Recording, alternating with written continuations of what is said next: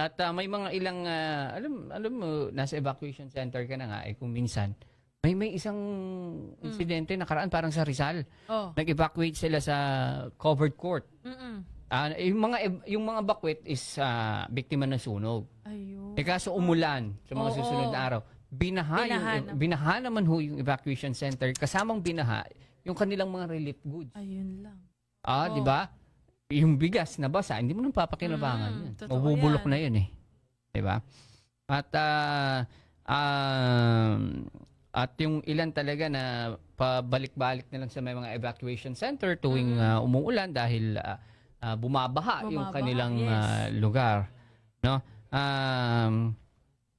Pero may isang senador ho na sinasabi niya kailangan ng makatanggap ng disente at makataong treatment ang mga Pilipinong mga evacuees, lalong-lalo na ang mga mahihirap. Ayon ho kay Senator Bongo, mahirap ng araw maging mahirap, kaya hindi na dapat dagdagan pa ang krisis ng mga Pilipino na nasa mga evacuation center tuming mga lumilikas, no? At nagsisik, ika nga, sumisilong sa mga evacuation center tuwing may kalamidad. Yes. Ayan, no? Kahapon, ang binabanggit ng senador ay one step closer na sa pagkakaroon ng isang dedicated, malinis at komportableng evacuation center sa bawat munisipalidad at lungsod. Ito po yung matapos na pumasa na sa ikalawang pagbasa sa Senado ang Mandatory Evacuation Center Bill na panukala ni Senator Bongo. No?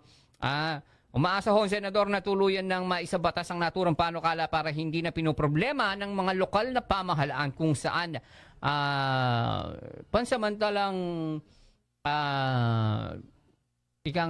papapuntahin o masisilungan nitong mga biktima tuwing sila ho ay biktima ng kalamidad, ng sunog, bagyo, pagbaha, di ba?